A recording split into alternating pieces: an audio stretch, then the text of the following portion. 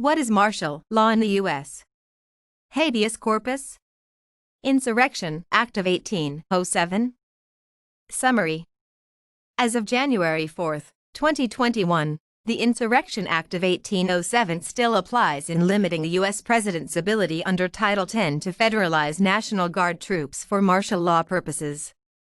The Insurrection Act of 1807 is a United States federal law that empowers the President of the United States to deploy U.S. military and federalized National Guard troops within the United States in particular circumstances, such as to suppress civil disorder, insurrection, and rebellion.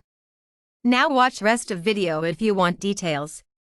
Martial law in the United States refers to times in United States history in which a region, state, city, or the whole United States was placed under the control of a military body.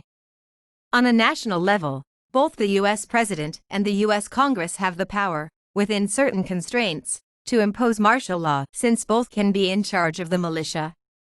In each state, the governor has the power to impose martial law within the borders of the state.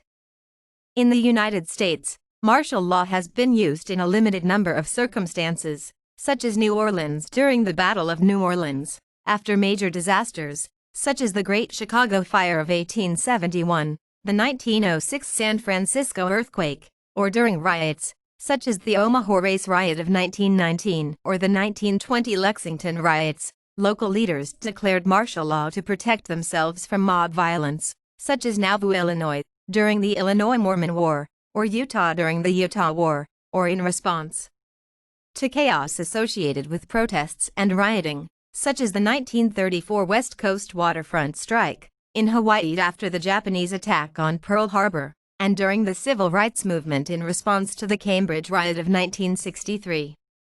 The martial law concept in the United States is closely tied to the right of habeas corpus, which is, in essence, the right to a hearing and trial on lawful imprisonment, or more broadly, the supervision of law enforcement by the judiciary. The ability to suspend habeas corpus is related to the imposition of martial law. Article 1, Section 9 of the U.S. Constitution states, "The privilege of the writ of habeas corpus shall not be suspended, unless when in cases of rebellion or invasion the public safety may require it." There have been many instances of the use of the military within the borders of the United States, such as during the Whiskey Rebellion and in the South during the Civil Rights Movement, but those acts are not tantamount to a declaration of martial law.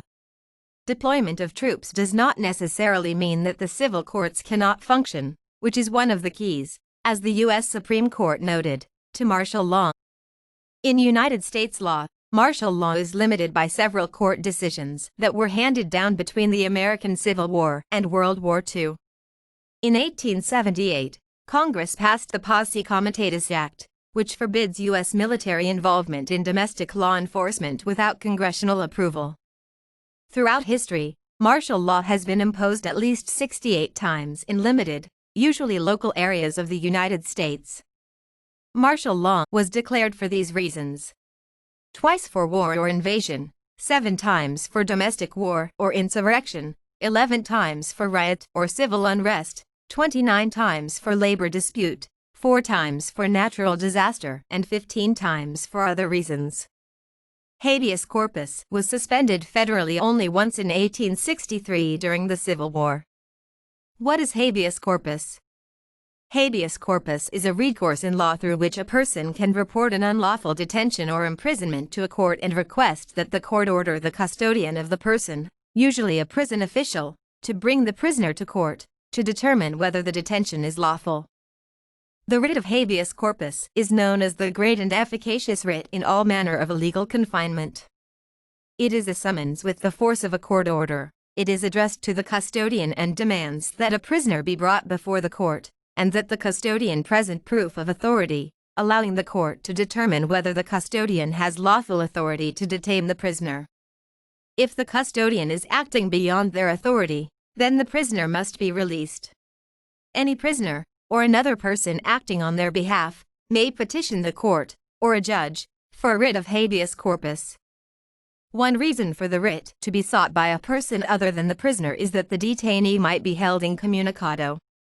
Most civil law jurisdictions provide a similar remedy for those unlawfully detained, but this is not always called habeas corpus. For example, in some Spanish-speaking nations, the equivalent remedy for unlawful imprisonment is the amparo de libertad. Habeas corpus has certain limitations. Though a writ of right, it is not a writ of course. It is technically only a procedural remedy. It is a guarantee against any detention that is forbidden by law, but it does not necessarily protect other rights, such as the entitlement to a fair trial. So if an imposition such as internment without trial is permitted by the law, then habeas corpus may not be a useful remedy. In some countries, the writ has been temporarily or permanently suspended under the pretext of a war or state of emergency, for example by Abraham Lincoln. The right to petition for a writ of habeas corpus has nonetheless long been celebrated as the most efficient safeguard of the liberty of the subject. The jurist Albert Venn Dicey wrote that the British Habeas Corpus Acts declare no principle and define no rights, but they are for practical purposes worth 100 constitutional articles guaranteeing individual liberty. The writ of habeas corpus is one of what are called the extraordinary, common law, or prerogative writs, which were historically issued by the English courts in the name of the monarch to control inferior courts and public authorities within the kingdom. The most common of the other such prerogative writs are quo warranto, prohibito, mandamus, procedendo, and certiorari. The due process for such petitions is not simply civil or criminal, because they incorporate the presumption of non-authority. The official who is the respondent must prove their authority to do or not do something. Failing this, the court must decide for the petitioner, who may be any person, not just an interested party. This differs from a motion in a civil process in which the movement must have standing and bears the burden of proof.